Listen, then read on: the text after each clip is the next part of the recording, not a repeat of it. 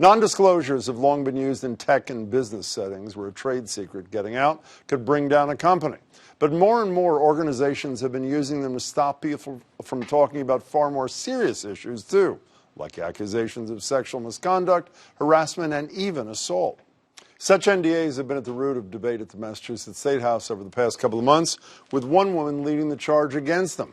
Last March, then State Rep Diana DiZoglio took to the House floor and shared a story of how when she was a legislative aide back in 2011, she and a representative were seen together in the House chamber during a late-night party, and although an investigation found nothing inappropriate had happened, DiZoglio said she was the subject of rumors, innuendo, name-calling, propositions, which continued until her boss told her she should look for a new job. She was offered a severance package, but only under the condition that she sign a non-disclosure and non-disparagement agreement to get the money, which she did, but then came this. I don't break this NDA to attack or accuse anyone. I'm not asking for more money or threatening a lawsuit, and I will even give the severance money back if I am asked. I just want this awful practice to stop. Despite that appeal, the House recently voted down an outright ban on NDAs with one caveat, which we'll explain in a minute. But DiZoglio has since joined the Senate, which voted unanimously to end them just last month. She joins me now. Good to see you, Senator. Congratulations, Jim. Thank you. On your election. And I'm joined by Representative Cronin, who's House Chair of the Joint Judiciary Committee and one of the House members who voted to keep the practice. Pleasure to meet you. Thanks so much for being here. Why did the Senate do the right thing? Unanimous vote. Why did they do the right thing on this issue?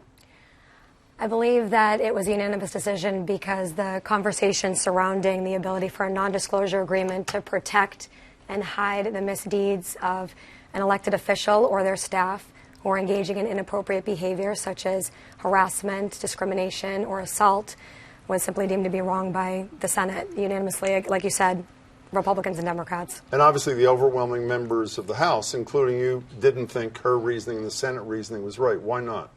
Well, it's very basic, Jim, and thanks for asking the question. Thanks for having me here. When the House enacted the rule that put in place a mechanism for a victim to seek a non-disclosure agreement, we had a robust debate on the House floor, as you saw. Representative then DiZoglio debated at the time, and we had an overwhelming vote against it. And the reason being is because as we went through the process to enact this rule, what the House did is we reached out to many victims groups. We had a lot of discussion involved trauma-informed policy. And what we learned was that victims oftentimes want the non-disclosure as a tool to protect their own privacy, protect them from having disparaging comments made against them. So let me be clear here. The way, with an amendment, my understanding is what the House ultimately voted is the legislator or the staff person cannot decide that they want a non-disclosure agreement. It's only the survivor, the victim, who can call it into play. Is that correct? That's what we did. What's wrong with that? There's too much room for abuse, to be frank. Being somebody who actually received a non-disclosure agreement through the Speaker of the House's office, I can tell you that there is a lot of room for a potential victim to be swayed in the direction of requesting a non-disclosure agreement because of insinuations that if they don't request the non-disclosure agreement, that there is no other way for them to maintain confidentiality for themselves, and that's simply not true. Can I go one step further? After the Globe reporting on this sexual harassment thing at the State House, the House counsel themselves issued a report, and they said there's an embedded power dynamic, this is 2018, within the House, which discourages staff from reporting incidents of harassment due to fear of retaliation and jeopardizing one's career. So while on its face, Representative, it sounds to make total sense, let the survivor decide. What the House counsel, him or herself, seems to be saying is there's so much pressure on that survivor that they're going to feel they have no choice but to ask for a non-disclosure agreement, even if they don't want one. Isn't that a fair conclusion? I would say the opposite is Why? true. So that report from the House counsel was actually based on the work done by an independent investigator that was hired by the House. Two law firms, right? Yeah. Two law firms did an independent report. But those are the words. I read them verbatim. That there's a lot of pressure on... Well, you know, This is prior to the House enacting new rules. So what the House did was take the recommendations of that report and draft rules that would be consistent with the findings of the report. And that's exactly what we did. Okay, so I'm a citizen, and why am I not entitled to know if the person who represents me, my state rep or senator, is a sexual harasser or sexual abuser or is guilty of sexual misconduct? Doesn't there seem to be something wrong with that picture? And under what the House voted, I might never know. Is that not correct? I think it's very clear that the public wants a person that has been wronged or victimized in some ways to be compensated.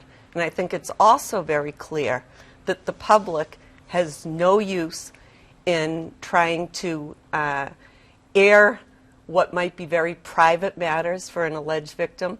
You and the media do that as well. You do not print the names of victims of sexual harassment. Which is exactly going to be my next point. Why can't the splitting of the proverbial baby be, if the survivor says, I don't want my name associated with this, then she or he has a right to do that. However, you disclose who the abuser is in this case. It's exactly as you described in the newspaper. We know who the alleged assaulter is or harasser or abuser, and we maintain the confidentiality of the person who is the victim of this assault or And harassment. that's exactly what we did in the House. No, it's not. We don't know who the House member is. We gave the victim the right to ask for a confidentiality But if they agreement. ask for it, again, is it not true that I will never know who victimized that person? Is that not correct?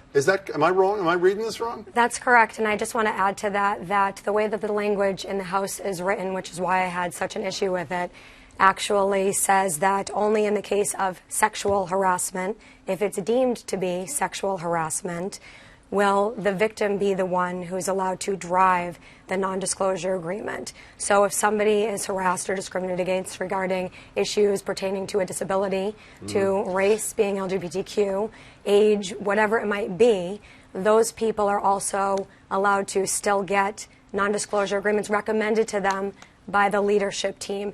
So that potential for abuse there, when we say that they're all victim-driven, they're not all victim-driven. They're only allowed to be victim-driven if the EEO officer and the special counsel appointed by the Speaker say that it's a sexual harassment case. Senator, let me go back. When you were here last year, you were not yet in the Senate. This all had just happened. I asked you if there were the people who had harassed you and gossiped about you were still there, and you said yes. I said, were any of them elected officials? You said yes. You believe so. And I said, then name them, and you didn't want to. If your goal is transparency, and if your goal is that the public knows what their elected officials are doing or not doing, why didn't you follow the lead that you want them to make a rule in the House of Representatives? Well, if we talk about victims' rights, Jim, and we talk about retaliation at the State House, and we talk about the embedded power dynamic, and we talk about how things should be up to victims and survivors, I would just reiterate that to you and say that people have a different way of dealing with things. And if something is deemed to be appropriate by a victim or survivor to make public knowledge in a newspaper or something like that, or on a show like this, then that is at the discretion of the survivor or not of to the make victim. it public. Or not to make it public. However, there are other processes in place to be able to pursue disciplinary action or other avenues to make sure that something is dealt with. But can I ask, end with this, if the goal, I assume both of you would agree, is to protect the survivor, is the goal also not to allow the public to know who the elected official or staff person is who's the alleged perpetrator? That is the goal here, is it not? Of the nondisclosure agreements? Well, isn't the ultimate goal of not having a nondisclosure agreement so there's transparency and the public knows? Absolutely. It's about transparency and accountability, and it's also about making sure that we're not allowing your tax dollars or the viewers at home's tax dollars to be used to cover up the misdeeds of their politicians. And you agree with that, do you not? But your vote seems to preclude that from happening, that we may never know who committed an assault or a harassment against a... That is not correct. What we have done in the House is we put in place a procedure that if a victim chooses to have a non-disclosure agreement, we will allow them to do that. In which case, we will never know who the state rep or senator is who's the perpetrator, correct? If it is initiated by the victim. A victim is free to make any allegations known in any way they choose to do. Apart from this? Apart from this. Fair enough. They are free to do that. But what we also want to make sure is that the victims has the control of their own claim. Representative, we got to go. Thank you very much. Appreciate your time. Senator, good to see you again. Thank you. Thank you so much, both of you, for your time.